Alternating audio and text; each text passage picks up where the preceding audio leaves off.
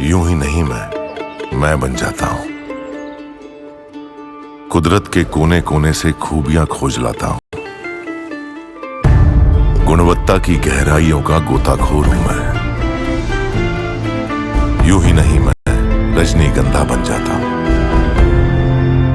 PM Modi देश को विकास के रोपवे पर तेजी से आगे बढ़ा रहे हैं। उनका मॉडल क्लियर है, विकास भी सनातन भी। यही बात विपक्ष के नेताओं को पसंद नहीं आ रही और पीएम मोदी से उनकी चिढ़ का लेवल इतना बढ़ गया है कि अब कुछ लोग औरंगजेब को विकास पुरुष बताने लगे। आरजेडी के नेता को सुनिए क्या कह रहे वो औरंगजेब को लेकर, फिर बताऊंगा कि औरंगजेब के फैन क्लब में और कौन कौन शामिल हो गया, बागेश्वर बाबा कैसे भड़के हुए हैं और औरंगजेब की इकोनॉमी की बड़ी बात हो रही है। औरंगजेब ने भारत को सोने की चिड़िया बना दिया था, उसकी भी सच्चाई आज आपको बताऊंगा। कई उनके बारे में बहुत सारे वैसा ईमानदार शासक कोई नहीं हुआ और कई इतिहासकारों ने उनकी शिकायत भी की है कि उनमें कुछ बहुत सारी कमियां भी थी। तो हम लोग इतिहास के तो छात्र है नहीं कि कुछ उस पर विशेष अध्ययन कर करके यह बता सकें कि ईमानदार कितने थे और अच्छाई कितनी थी और कमियां कितनी थी। पांच शासक लोग को देख रहे हैं जो मुझे लगता है कि उनके बारे में जब इतिहास लिखा जाएगा तो उससे कई गुना ज्यादा बुराई लिखा जाएगा। ये आरजेडी के नेता हैं, कह रहे हैं कि जब आज के नेताओं का हिसाब लिखा जाएगा, इतिहास लिखा जाएगा, मतलब नरेंद्र मोदी को टारगेट कर रहे हैं, तो कह रहे हैं औरंगजेब से भी घटिया इतिहास होगा। ये इन लोगों की नफरत का लेवल है। कह रहे हैं इतिहास हम लोग जानते नहीं है, क्या बोलें कैसे। तो अभी पूछिए इनसे आरएसएस का इतिहास, जो अलाए बलाए इनको लिखा मिला होगा व्हाट्सएप पे, सब जो है उल्टी कर देंगे। ये आरएसएस तो ऐसी थी, आरएसएस तो वैसी थी। तब इनको इतिहास का ज्ञान जो है वो पूरा हो जाता है। औरंगजेब का गुणगान करने वालों के चेहरे धीरे धीरे अब सामने आ रहे हैं। मशहूर शायर हुआ करते थे एक भाई साहब, मुनव्वर राणा। उनके बेटे तबरेज राणा भी औरंगजेब को बचाने निकल गए। तबरेज राणा ने कहा कि औरंगजेब ने 48 साल तक हुकूमत की थी, अगर वो आतंकी होता तो हिंदुओं और मंदिरों का नामो निशान मिट गया होता। औरंगजेब जो चाहता वो कर सकता था। सुनिए तबरेज राणा का लॉजिक। 48 साल हुकूमत की है औरंगजेब ने। 48 साल में अगर वो हमारे हिंदू भाइयों का कत्लेआम करता तो कितने कर लेता, रह जाते हमारे हिंदू भाई। अगर वो खुदा न करे हमारे मंदिर शहीद करता तो क्या हमारे मंदिर बचते? 48 साल में यहां 10 साल की हुकूमत नहीं है, कितनी जगह बुलडोजर चल गया। उसे 48 साल का वक्त मिला था, तब ना आप थे ना सोशल मीडिया थी। वो जो चाहता कर लेता, नामो निशान मिट जाता अगर वो इतना आतंकी होता तो। कुछ लोगों के पास एक चीज की बड़ी कमी होती है, वो चीज वैसे तो कॉमन है लेकिन बहुत अनकॉमन है, और वो है कॉमन सेंस। भाई साहब कह रहे हैं कि 48 साल औरंगजेब ने राज किया तो चाहता तो सब हिंदू खत्म हो जाते। अरे हिंदू गाजर मूली थोड़े हैं जो काट के फेंक देता सारों को, और सारों को काट के फेंक देता तो फिर जो बड़ी फौज बनाई वो कहां से लाता, कहां से चलाता? जिन हिंदुओं के बल पर अपना राज चला रहा था, जिन हिंदू सैनिकों के बल पर अपने बाप को कैद कर रहा था, जिन हिंदू सैनिकों के बल पर अपने भाई को काट रहा था, वो सब यहीं तो बनाए उसने। सारे लेके आया था क्या? सबको काट देता, मार देता? थोड़ा तो इस्तेमाल करना होगा बॉस। औरंगजेब प्रेमी ये नैरेटिव फैलाने की कोशिश कर रहे हैं कि भारत की अर्थव्यवस्था औरंगजेब के टाइम पर ही बम बम थी। ये लोग तो ये भी कह रहे हैं कि औरंगजेब ने अपने बाप को इसलिए कैद किया था कि बाप बड़ा खर्चा करता था, इसलिए उसका खर्चा कम करने के लिए ऐसा कर दिया। हां भाई, ऐसा दिखाया जा रहा है कि जिससे ये लगे कि मुगलों ने ही भारत को चमकाया, उससे पहले तो सब बेकार था। लेकिन आज पाठशाला में आपको दिखाते हैं कि अगल बगल के शासकों के दौरान भारत की अर्थव्यवस्था कैसी रही। नीदरलैंड की यूनिवर्सिटी ऑफ ग्रोनिंगन के प्रोफेसर हैं एंगस मैडिसन, फेमस प्रोफेसर हैं। उन्होंने एक चार्ट तैयार किया जिसके मुताबिक आपको बताता हूं कि किसके शासनकाल में भारत की अर्थव्यवस्था कैसी रही।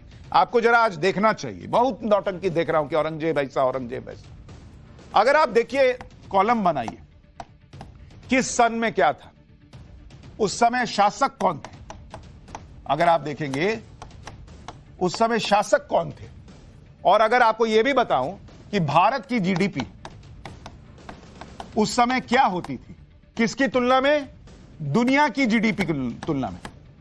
दुनिया की तुलना में अगर आप जीडीपी की तुलना में देखेंगे तो भारत की जीडीपी तब क्या होती थी।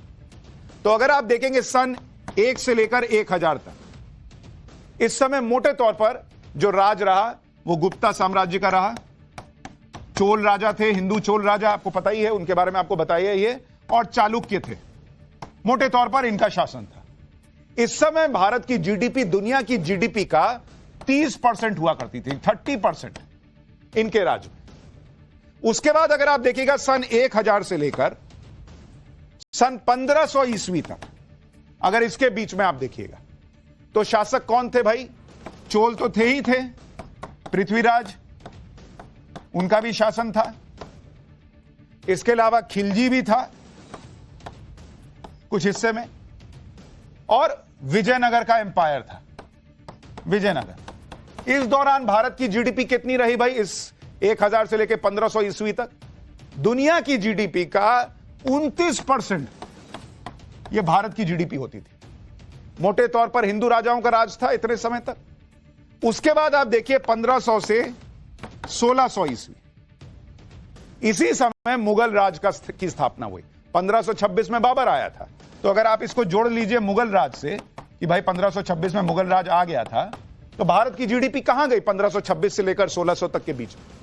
भारत की जीडीपी दुनिया की जीडीपी का 24.5% रह गई। यानी जो जीडीपी थी 29% से गिर के 24.5% रह गई दुनिया की जीडीपी। यह मुगलों के राज में हुआ। उसके बाद 1600 से लेकर अगर आप 1700 ईस्वी तक देखिएगा, उस दौरान किसका शासन रहा? मुगल का ही राज रहा। इस दौरान मुगल राज में कौन कौन थे भाई? अकबर था, जिसकी बड़ी आपने कहानियां सुनी, जहांगीर, शाहजहां, औरंगजेब का अब्बू, और औरंगजेब। भारत की जीडीपी दुनिया की जीडीपी का 22.5% हो गई घटते घटते। यह वो महान औरंगजेब के राज में हुआ है, जिसके लिए लोग कह रहे हैं कि अरे सोने की चिड़िया बना दिया। अरे सोने की चिड़िया हिंदू राजाओं चोल चालुक्य वगैरह में पता ही नहीं है तुमको। वो घटते घटते 22.5% पे आ गई। और अगर आप 1700 से 1800 ईस्वी के बीच में देखिएगा, इस दौरान मुगल घटे और मराठा बढ़े। थोड़ा मुगल मानिए और ज्यादा मराठाओं का राज मानिए, क्योंकि आपको याद होगा अभी अगर आपने छावा फिल्म देखी है तो औरंगजेब 1707 में मर गया था। उसके बाद से मुगल काल नीचे आने लगा, डाउनफॉल, और मराठा स्ट्रांग होने लगे। इस समय भारत की जीडीपी जो घट के 22.5% हो गई थी दुनिया की जीडीपी का, वो फिर बढ़कर 24.5% पे पहुंच गई बॉस, 24.5%। यानी गुप्त साम्राज्य, जिन्हें अंग्रेजी में गुप्ता एम्पायर कहते हैं, उनके टाइम में जीडीपी बम बम हुआ करती थी। मुगलों के समय में घटती चली गई और बाद में फिर रिवाइव। भाई जिसने जो किया है उसको बताइए। अगर कोई क्रूर था, अत्याचारी था, तो बोलिए ना भाई।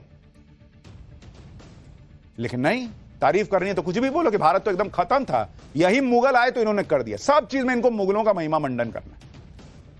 एक तरफ पीएम मोदी सनातन की सेवा में लगे हैं, दूसरी तरफ सीएम योगी और बाबा बागेश्वर जैसे हिंदुत्व के फायर ब्रांड चेहरे हैं, जो इस देश में औरंगजेब को महान बताने वालों की क्लास लगा रहे हैं। कल सीएम योगी ने अबू आजमी का तरीके से इलाज करने की बात कही थी। आज यूपी में बाबा बागेश्वर ने भी औरंगजेब की तारीफ करने वालों की पर्ची खोल दी। एक बार बाबा बागेश्वर को भी सुनिए, फिर बताता हूं कि ना राहुल गांधी, ना ममता बनर्जी, ना केजरीवाल मॉडल, इंडी गठबंधन क्या औरंगजेब को अपना पोस्टर बॉय बनाएगा क्या? इस देश का दुर्भाग्य है। इस देश में छत्रपति शिवाजी, छत्रपति संभाजी, ऐसे ऐसे वीर योद्धा हुए।